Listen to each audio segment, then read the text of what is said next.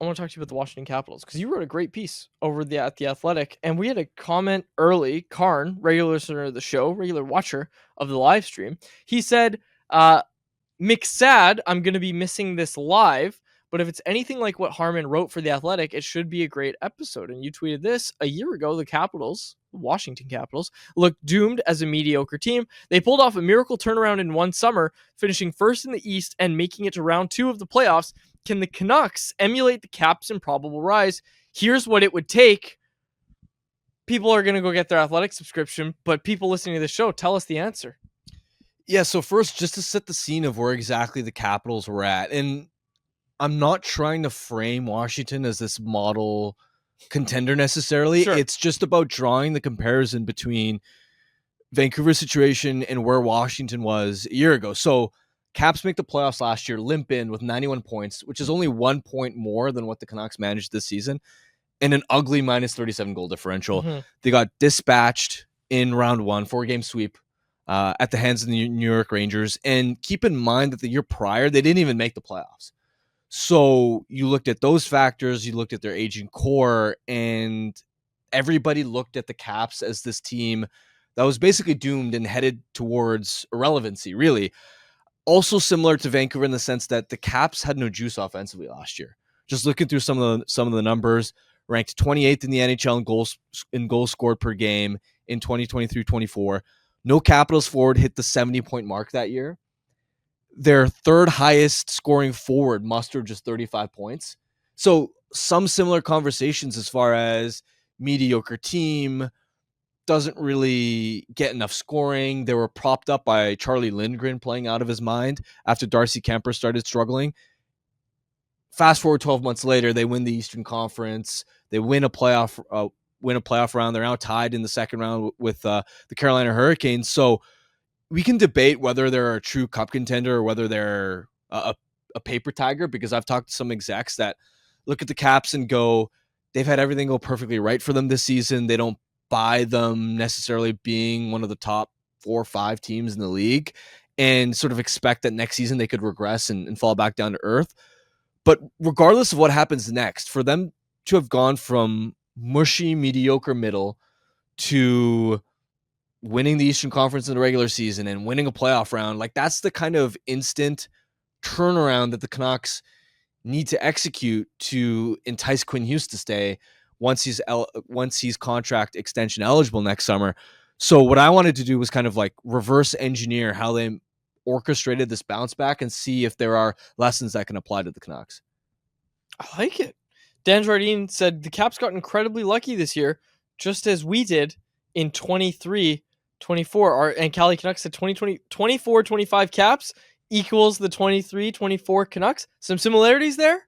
For sure. And I wrote about like 5-ish takeaways that stood out. And one of them was shooting luck, internal bounce backs, and career best seasons. And honestly, that's part of what needs to happen if the Canucks are going to go beyond just making the playoffs and get back to the point where teams actually look at you as a legit threat to do something. So from the luck angle, and we'll get into some of the actual lessons that the Canucks can emulate shortly, but just to touch on the luck element, Caps shot an NHL best 10.7% at 5-on-5 this season. 5 of their top 6 forwards hit career highs in points this season. They're a legitimately dangerous team, but they shouldn't be firing at this type of clip. They've had every player basically perform to the peak of their potential. I mean, Tom Wilson a year ago was a 35-point player. To this year, scores career high 33 goals and 65 points at age 31. Strome was a 65-ish point player. He hit the point per game mark this year. Ovi at age 39 scored 44 goals in 65 games. So yeah, there's been shooting luck, internal bounce backs, and career best seasons. And yeah, that's one of the elements, but there are also some other takeaways as far as roster construction and team building that are interesting. Do you want to get into any more of them? Yeah, let's do it. Let's go. So the first one is that they hit home runs with risky out of favor players. So the Caps last year entered the offseason with a glaring need to add a top 6 center similar to the Canucks right now. And they pulled a rabbit out of the hat with the PL Dubois trade. Now, you and I had many conversations about PL Dubois 12 months ago, Mhm. and both to us and most people around the NHL, the idea of trading for him sounded silly and reckless for a number of reasons. First of all, coming off a brutal 40-point campaign with the LA Kings, 7 years left at an $8.5 million cap hit was looked at as, oh boy, this could be one of the worst contracts in the NHL. There were concerns about attitude, character, work ethic after the way that he sort of quit on Columbus, and then the way that he sort of forced his way out of Winnipeg as well. No movement clause kicking in on July 1st of 2024. So any team that acquires him, if it doesn't pan out, now PLD, who has historically been very picky about where he wants to play, has Hmm. full control over his future. So you're stuck with him. And yet the Caps were sort of like, screw it. We believe in his talent. We believe in his upside. And they've been rewarded really handsomely. He's been such a game changer on that second line. He scored 66 points this year, played Matchup near minutes. Selke caliber defense, and he's a reason. He's a huge reason why Tom Wilson playing on that second line has had a breakout season as well. It isn't just what PL Dubois has done um, individually; it's the impact he's had on Wilson, McMichael, who's had a breakout year as well, and they got him for Darcy Kemper, who, yeah, Kemper had a good year, bounced back himself in LA this year, but last summer Darcy Kemper had lost the starting goalie Mhm. job in DC. He was aging, of course, $5.25 million cap hit. Like, that was a bad contract that the Caps wanted to get rid of. And so they turned an aging, expensive backup into a premium, high end second line center in a league where it's nearly impossible to affordably acquire top six centers. So it just goes to show you. And the lesson here isn't, oh, put the blindfold on and take risks, reckless swings, like you're just like trying to hit a pinata or something. Like, that's not the point, because clearly if you bet wrong, there are major consequences. We've seen that with all our Reckon Larson trade here. Mhm. But the point is, when there's a huge difference between how the rest of the league perceives a player and how you believe that you may be able to extract the most out of him, that's how you yield the most lopsided return on your investments in a trade. Because think about it, if there's a player on the market who is already established as a top six player, is on a good contract at a good age, first of all, why does that team want to give up that player in the first Mhm. place? And secondly, even if they do want to give that player up, it's going to cost you a ton. And this organization, especially after not selling at the trade deadline, they can't afford to be making 2 or 3 trades where they're giving up first round picks and top prospects. They can only really afford one of those expensive Yep. splashes. So that worked out for Washington with Dubois, and also to a lesser extent with Chychrun. Chychrun had a down year in Ottawa. Mhm. He still scored points offensively, but defensively he was a bit of a tire fire there, was often playing his wrong side. Him and Shabbat couldn't click at all. And the challenge too was, even if you traded for him, you didn't have team control left because he was going to be UFA at the end of the season. So even from a change of scenery, we think we can get a lot out of him. It's 1 year and then he's on the open market. And if he does click, are you ready to pay him a monster extension when he doesn't have a long track record of consistently being a really high end number 2-3 defenseman? And yet they made that trade anyway. They traded Jensen, who had been a solid player on their second pair. Got Chychrun for sort of discounted rate, and he scored 20 goals this year. Has been a revolution for them. It's part of their first unit power play. They signed into an extension, and so they got 2 borderline star level contributions from players that they got for relatively cheap, just because these guys were out of favor. Is there a guy like that that you look at around the league that you're like, there's the target for the Canucks? I have to do my full deep dive into it. I think, like, one name that stands out is Zegras, and I'm not saying the Canucks should go out of their way to, oh, he's a perfect fit here, but you shouldn't immediately rule a guy like that out because of his reputation or whatnot. Uh, do your homework, do your due diligence. Do I love the idea of a Pettersson Zegras combo down the middle, and how that center duo would perform in the playoffs. I have concerns. I have some skepticism for sure, but you at least do your homework. You conduct your due diligence. You kick tires and figure out what is the asking price. And from this point onward, it's on management to kind of look for those opportunities. And Dylan Strome's another example too. Strome is their number one center. They poached him as an unqualified RFA from Chicago when nobody believed in Strome as a top six center because they went, hey, this guy's got too many defensive flaws.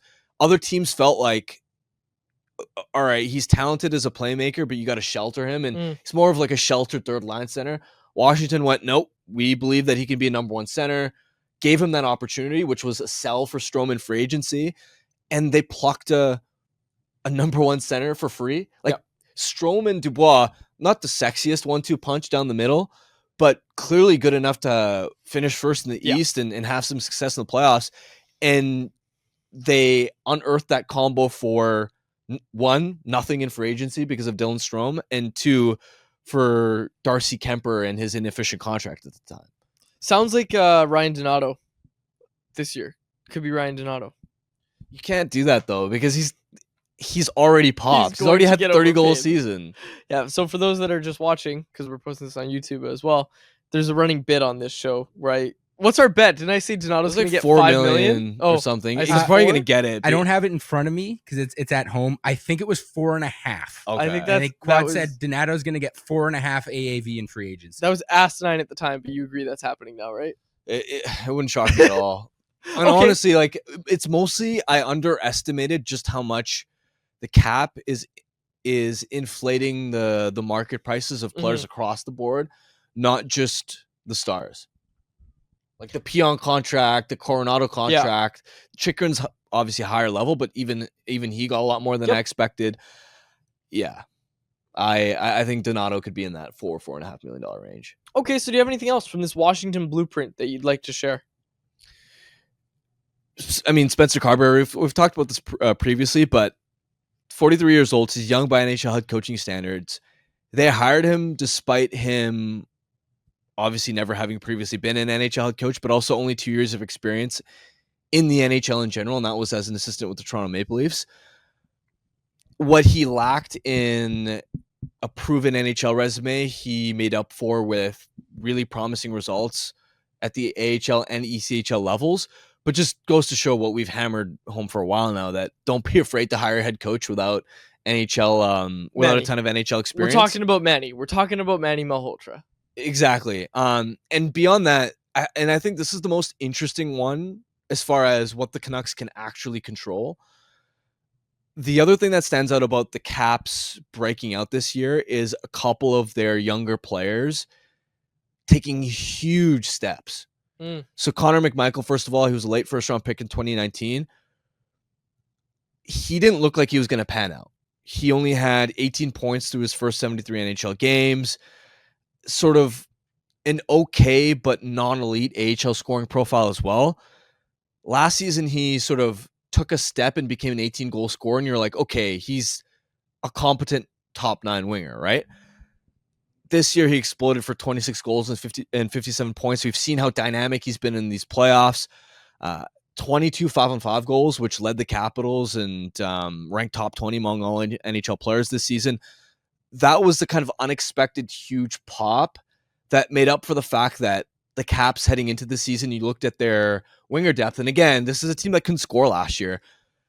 They didn't have a lot of high-end winger options. And McMichael goes from a guy that, all right, maybe he can push 18 to 20 goals to, oh, geez, he's scoring nearly 30 goals without any first-unit power play time. He's a full-time, surefire top 6 guy. And then Protas as well. Gigantic 6'6" power forward. He was a third round pick, only 8 goals last year, 7-8 goals in 70 plus games.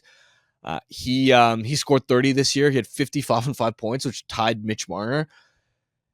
You're not likely going to get those types of explosive breakouts to that degree, but the Canucks have several young guys that you're looking at and going, Can you hit? Can you take a step towards becoming a meaningful contributor? That contributor that includes Lecker-Mackey, that includes DPD, that includes Willander if he signs, Aturatu, Victor Mancini.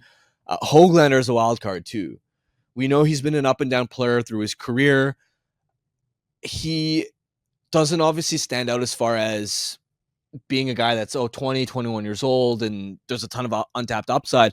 But McMichael, I believe, was part of the same draft class in 2019 as Höglander. So McMichael broke out as a 24-year-old. Could Höglander sort of break out and get back to being not even a 26-goal, 55-point guy, because I think that's unrealistic.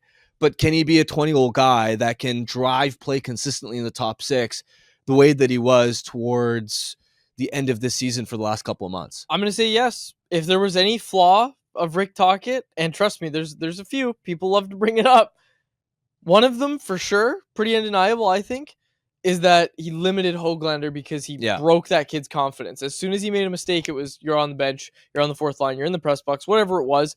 But let's not forget, he started the season really well in the top six. The leash was very, very short, and I think you and I have talked about that, and we agree that it was very short on Nils Höglander. And then he finished the season really strong as well. You would hope that a new coach would be able to kind of prioritize that and say, like, yeah, we need this guy who's only making $3 million a year to go score 20 goals for us. Absolutely. So between Höglander, Lekkerimäki, and Dakota Joshua, who we know how impactful he was a year ago, scored 22 goals between the regular season and the playoffs. Yeah. We know how hampered he was this season, understandably, because of the testicular cancer and then some of the injuries that he dealt with after that too. If he bounces back, like, that's what you need. And of course, a lot of this is, we're talking about whether you want to call it hope or players hitting the ceiling case of their potential.